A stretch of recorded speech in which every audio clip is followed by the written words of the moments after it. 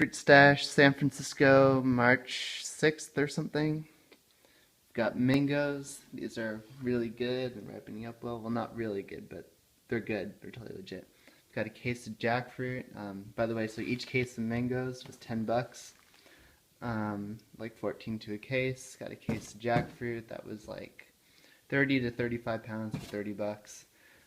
This jackfruit smells good, so I got this case and it has some nice give.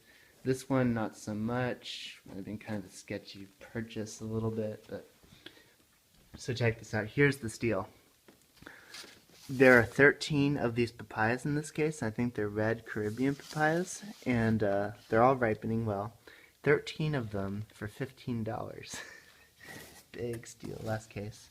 So over here we have some of my Nama bananas. These bananas are delicious, super sweet. They have seeds in them. I don't eat Cavendish bananas anymore because I don't like them, or Cavendish, how do you say it? Some more bananas over there. Then I got a case of pineapples that turned out to not be that great. Let me lose me for a second. Then I have another 40 pounds of Nama bananas, and these are 20 bucks. And then I've got frozen durian in the freezer. But that's about it. Yeah, so like, it's winter here, and I'm eating like I live in the middle of a tropical jungle, so I'm pretty happy about that. So I'm going to answer another question on my YouTube channel today, and here is that question. It's, how much fat do you typically eat in a day? I've been eating a lot more fat in the form of avocados, no nuts, and I was when I was eating starches. I can go like 3 avocados a day.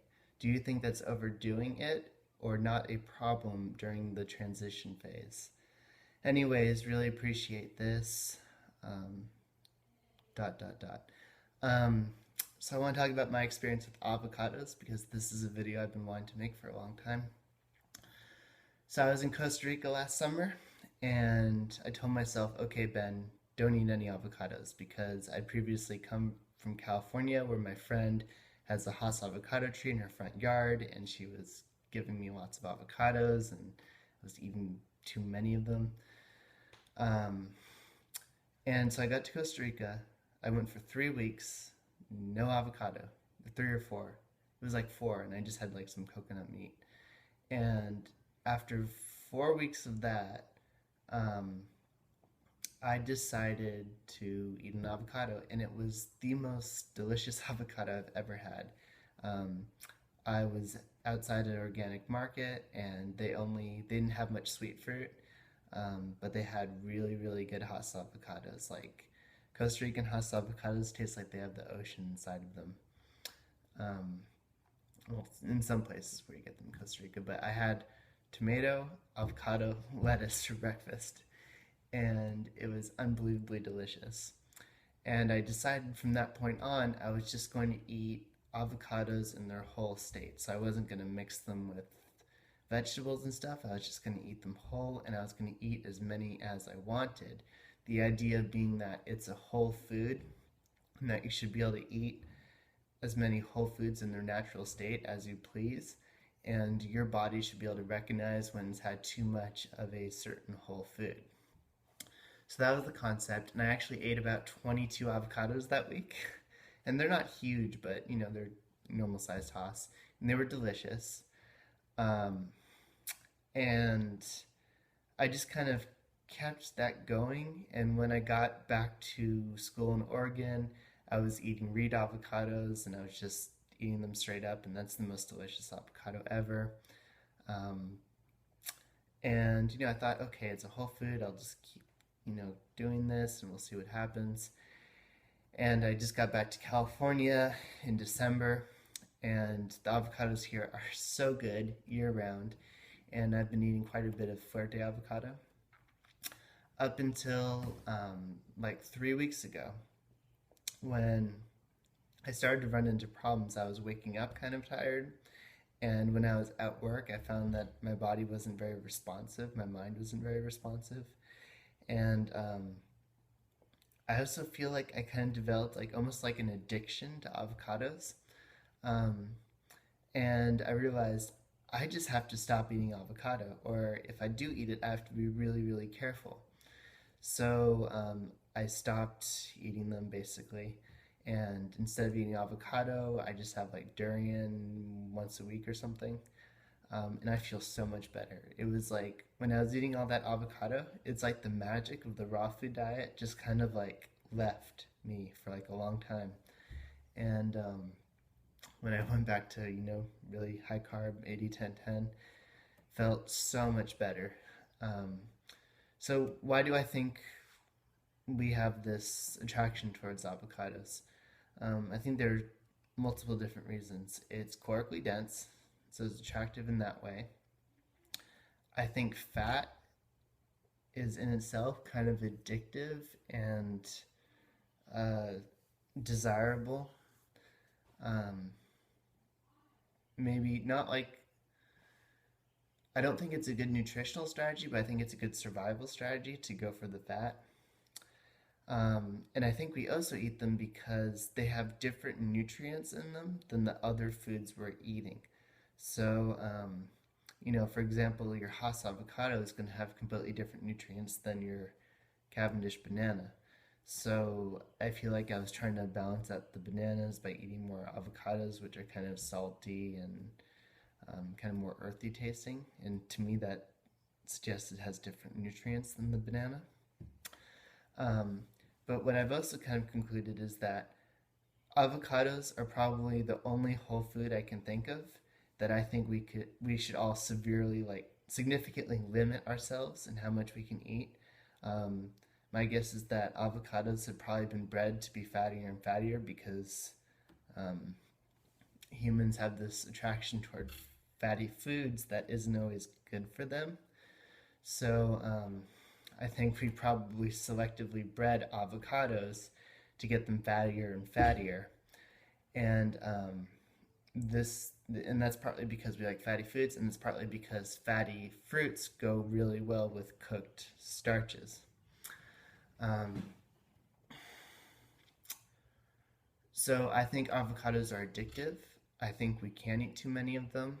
Um, and I think we should really, really, really limit the avocado intake, especially if we want to be as healthy as we can be. That said, a lot of people are living in cold climates where there's not a lot of variety in fruit. And then there are also people who are under stress in different ways, emotional stress, and using avocados can be a great way to deal with those issues and stay raw. So I think they can be really useful.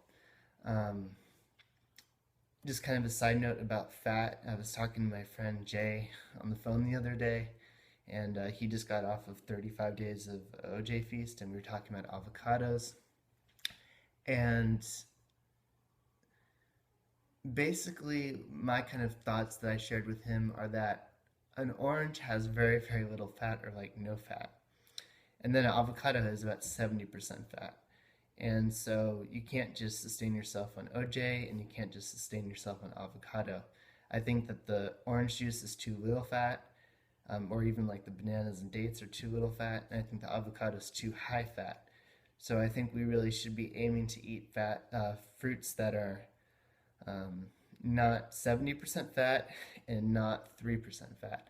I think we should definitely aim to get some durian, maybe some coconut meat, um, and different semi-fatty fruits. Um, I think fruits that are, a little bit higher in fat really round out a fruit-based diet. Um, so yeah, I think it's also when you start eating too many avocados, I think it's really difficult to identify what's happening to yourself. Like because they're raw food, they're not really like vicious on your digestive system, so you don't feel like defiled when you eat it if you've had that experience. So it's just like over time, they're just like weighing you down more and more and more, and you don't really realize that you're on like this declined path of health until you stop eating them, and you're like, oh my god, like I just went way too deep into avocado land. Um, so those are my thoughts on avocados. I think If you are going to eat avocado, you got to be really careful with the fat percentage. And I think it should also be mixed with sweet fruit. So, like a salad of mango, tomato, and avocado. Because if you just keep eating avocado trying to satiate yourself, you'll get the calories you need, but you won't get the sweet sugar you need in order to get your needs met with a meal. So basically, what I've done is I've stopped eating avocados and I just eat durian once a week, and I think that's a good plan. Um, I'll probably have avocado this summer when the Reed avocados come into season. They're really, really large avocados. They're like this, and they're my favorite. And I'm not sure what I'm gonna do. I might just have like two a month, and I'll probably sit down and have like one for a meal, and it'll just be really enjoyable, and then I'll be done with it. Um, or I might just eat a little bit here and there. Or what my friend Megan likes to do is she dehydrates zucchini a little bit, and then she puts it in the food processor with some avocado, and so you can kind of like get a really nice creamy guacamole base going without it being too fatty, because you start eating avocados and you get so much fat with every bite that your body doesn't really know what's going on because it's so much fattier than everything else you're eating. All right, hope that answers your question. Keep the avocados down, stay sugared up, focus on the fruit sugar and getting enough fat. For me, I really think that sweet spot is going to be like 8 to 9% of your total calories from fat. All right, peace.